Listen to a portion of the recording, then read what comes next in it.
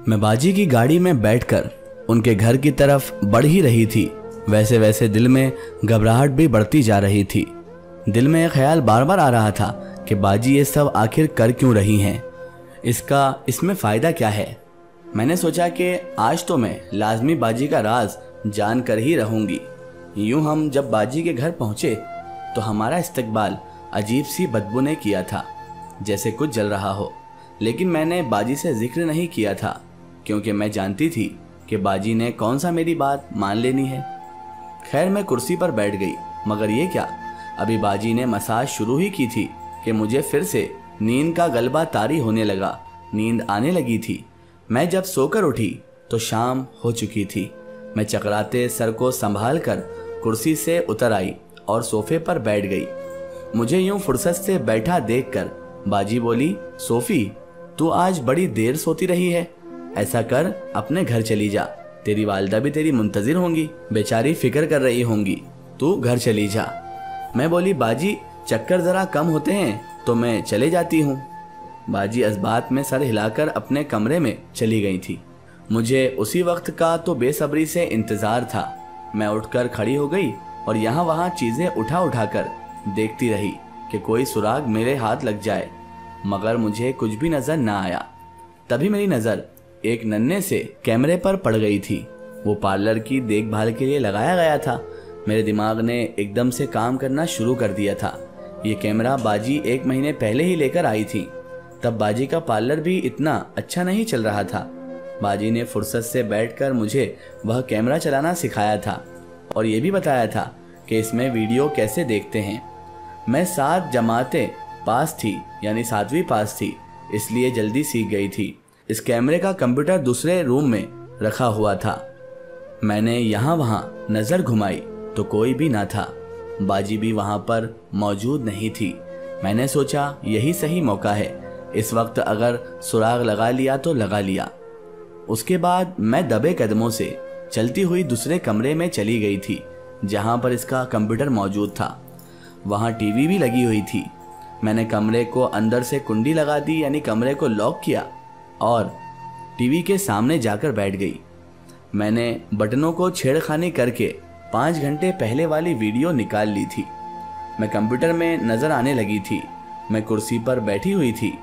बाजी मेरी मसाज कर रही थी। ये उस वक्त की बात थी जब बाजी ने मसाज करना शुरू हुई। फिर उसने एक डिबिया उठाई और दवाई अपनी उंगली पर लगा ली। फिर मेरे नाक के पास की तो मैं सो गई।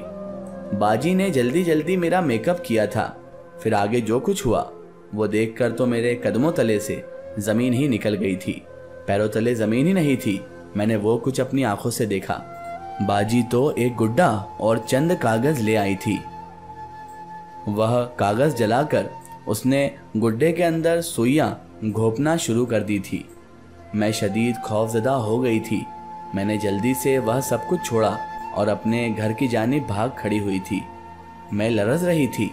घर जाते ही मैं चारपाई पर गिर गई थी। अम्मा ने मुझसे मेरी तबीयत के मुतालिक पूछा तो मैं रोने लगी थी। मैं बोली, अम्मा, मैं ठीक नहीं हूँ।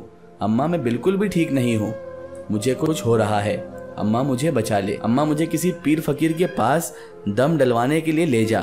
अम्मा मेरी बातें सुनकर डर गई थी। वो मुझे एक बहुत ही पहुंचे हुए पीर साहब के पास ले गई थी।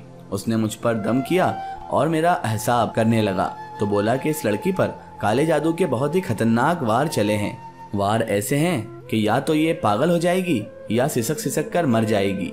अम्मा और मैं एक दूसरे के गले लगकर रोने लगे।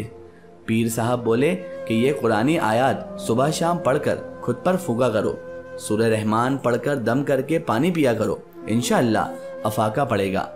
हम दोनों माँ बेटी घर आ गई थी। मैं सारी रात कुरान पाक पढ़ती रही थी। मैं यही सोच सोच कर सूखती चली जा रही थी कि आखिर बाजी ने मेरे साथ कौन सी दुश्मनी निकाली है। मैंने उनका क्या बिगाड़ा था और मैंने ऐसा कौन सा गुनाह किया था जो उन्होंने बदला लिया है। उसने मुझ पर काला जादू आखिर क्यों किया था। मेरा दिल बड़ा दुखा हुआ था। सुबह बाजी का फिर से फ़ोन आया तो मैंने अम्मी को इशारा किया कि वह बाजी को कह दें कि वह खुद मुझे गाड़ी पर लेने आ जाएं। अम्मी ने कह दिया था। आधे घंटे के बाद बाजी हमारे घर मौजूद थी। वो बोली, सोफ़ी, जल्दी जल्दी उठो, देर हो रही है। मैं बोली, बाजी, घड़ी भर को यहाँ बैठ जाएं, मुझे आपसे बात करनी है। बाजी बोली, हाँ कहो, क्या कहना चाहती हो? मैं बोली, बाजी आजकल तो नफसा नफसी का दौर है, हर शख्स को खुद अपनी ज़ात की पड़ी हुई है। आप मुझ पर इस कदर क्यों मेहरबान थी? पहले तो बात मुझे समझ ना आई थी, लेकिन फिर मेरी जब तबीयत बिगड़ने लगी तो आप पर शक हुआ। मैंने पार्लर में लगे कैमरे से देखा कि आखिर सच्चाई क्या है। बाजी वह गुड्डा और तावीज़। बाजी एकदम से बौखला गई थी। मैं बोली, बाजी हम पीर साहब के पास दम करवाने के लिए गए तो उन्होंने कहा कि मुझ पर काले जादू का वार चला है। आपको पता है क्या मैंने पीर साहब से कहकर वह काला जादू उस औरत के बच्चों पर वापस पलटा दिया है जिसने मुझ पर जादू करवाया है। आखिरी बात मैंने झूठ बोली थी। मैं फ़कत बाजी को डराना चाहती थी, वरना मैं इतनी गिरी हुई नहीं थी और ना ही इतनी गिरी हुई हरकत करा सकती थी। बाजी एकदम डर गई थी। वह मेरे कदमों में बैठकर रोने लगी थी और सिसक सिसक कर बोली, सोफ़ी मुझे माफ़ कर दे, ये सब मैंने किया है तेरे साथ, तो वह काला जादू मुझ पर पलटा दे, मगर मेरे बच्चों को बख्श दे। सोफ़ी तू नहीं जानती मैं कितनी मजबूर हूँ। मेरा शौहर जुआरिया है, वह जो कुछ कमाता है जुए में हार जाता है। मैं और मेरे बच्चे फाके तक सहते रहे हैं। फिर मैंने पार्लर का कोर्स किया और अपने घर में पार्लर खोल लिया, मगर ये भी नाकाम होता हुआ नजर आया तो मैं रोज़ी में बरकत के लिए तावीज़ लेने चली गई। वहाँ एक आमिल बैठा था, वह बोला, काला जादू कर लो, 100% कामयाबी होगी। तुझे बस करना यह है कि एक कुंवारी दुल्हन के सामने बैठकर 7 दिन चिल्ला काटना है, तेरा काम हो जाएगा। मुझे सबसे पहले सोफ़ी तेरा ही ख्याल आया था। मैं नहीं जानती थी कि इस काले जादू का कोई नुकसान भी है, वरना मैं भूखी मर जाती, मगर ये सब ना करती। तो मुझे माफ़ कर दे, मैं आज ही वह गुड्डा और तावीज़ पानी में बहा दूंगी। बाजी रोते हुए मेरे कदमों में गिर गई थी। वह बोली, मैं और मेरे बच्चे भूख काट लेंगे, मगर मैं ये हरगिज़ गवारा नहीं करूंगी कि मेरे वजह से किसी को कोई नुकसान हो। मुझे बाजी की बातों में सदाकत नज़र आई थी, इसलिए मैंने उसे माफ़ कर दिया था। बाजी अपनी बात की पक्की थी, उसने तावीज़ वगैरह बहा दिए थे। मैं एक ही शब में बेहतर हो गई थी। अब बाजी की मेहनत देखकर औरतें बड़ी दूर दूर से उनके पास आती थी। बाजी का काम निकल पड़ा था। उन्होंने मुझे भी अपने साथ काम पर लगा लिया था और अच्छी खासी तनख्वाह देने लगी थी। बाजी बोली, तू अब किसी के घर काम नहीं करेगी, बल्कि अपना पार्लर खोल लेना। इस तरह तेरा रिश्ता भी अच्छी जगह से आ जाएगा और शादी भी अच्छी जगह हो जाएगी। मैं बाजी के मुंह से शादी की बात सुनकर हंस दी थी और बाजी को भी इस पूरे वाक़ये से ये नसीहत लग चुकी थी कि काले जादू से कोई फ़ायदा नहीं होना है, नुकसान ही होना है। इल्म-उलूम में जो काला जादू करते हैं उनका हश्र बहुत बुरा होता है, ये बाजी अच्छी तरीके से समझ चुकी थी। इसलिए उन्होंने तौबा की और सच्चे दिल से मेहनत से अल्लाह की बारगाह में दुआ करके मेहनत करना शुरू की। और देखते ही देखते बाजी के भी दिन संवर गए और हमारे दिन भी संवर गए। आज मेरा खुद का भी एक पार्लर है और बाजी ने तो बहुत बड़ा पार्लर खोल लिया है और हम सब खुशहाल जीवन गुजार रहे हैं।